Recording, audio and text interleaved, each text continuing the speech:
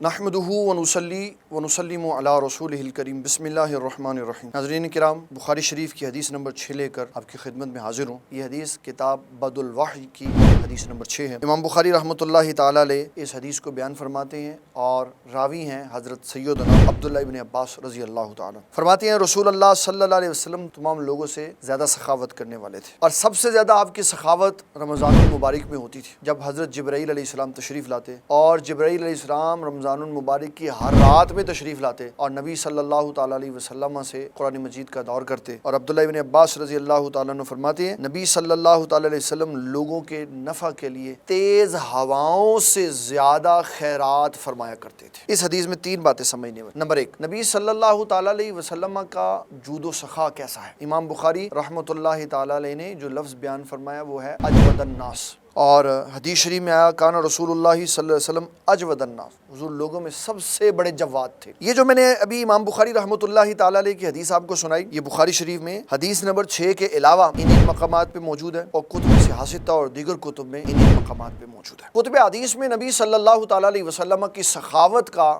جو معاملہ بیان ہوا وہ اس طرح ہے کہ آقا کریم صلی اللہ تعالیٰ علیہ وسلم کے پاس جب بھی جس بھی حال میں جو بھی آیا، آقا کریم صلی اللہ تعالیٰ علیہ وسلم نے یہ نہیں دیکھا کہ وہ بندہ کیا مانگنے کے لیے، بلکہ آپ نے یہ دیکھا کہ وہ میرے پاس آیا ہے۔ آقا کریم صلی اللہ تعالیٰ علیہ وسلم نے اس کی ضرورت کے مطابق اس کو اشیاء عطا فرمائی۔ کبھی آپ کے پاس چیز زائد ہوتی تو دے دیتے، کبھی آپ کی ضرورت کی ہوتی تو بھی دے دیتے۔ اس میں 2 واقعات بڑے اہم ہیں کہ نبی صلی اللہ تعالیٰ علیہ وسلم کے پاس ایک عورت آپ صلی اللہ علیہ وسلم کی قمیض کا مطالبہ کرنے کے لیے، اس وقت آپ کو ضرورت تھی، آپ نے پہنی ہوئی تھی، لیکن آپ نے اپنی صفت جواد کا اظہار کرتے ہوئے اس کو اتار کے دے دیا۔ اسی طرح آقا کریم صلی اللہ تعالیٰ علیہ وسلم نے ہر وہ شے لوگوں کو دی جو لوگ آپ سے سوال کرتے تھے۔ عبداللہ ابن عباس کہتے ہیں نبی صلی اللہ علیہ وسلم سے جس چیز کا سوال کیا جاتا آپ وہ عنایت فرما۔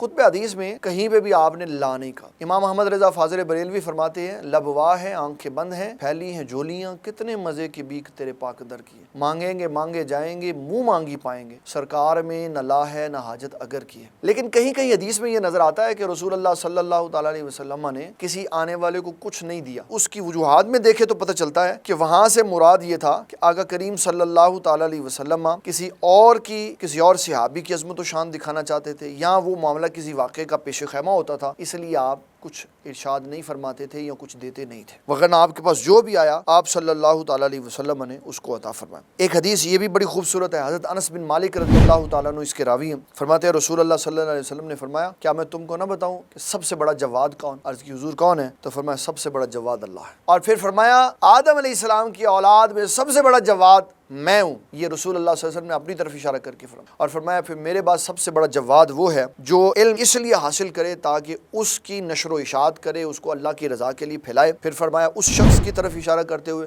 کہ وہ بھی جواد ہے جو اپنی جان ہی اللہ کے سپرد کر دیتا ہے اور میدان جہاد میں جاتا ہے اور وہاں شہید ہو جاتا ہے۔ فرمایا یہ بھی سخی ہے کہ اس نے اپنی جان اللہ تعالیٰ کے سپرد فرما دی۔ دوسری بات اس میں کہ نبی صلی اللہ تعالیٰ علیہ وسلم رمضان المبارک میں جبرائیل علیہ السلام کے ساتھ دور کرتے تھے قرآن شریف۔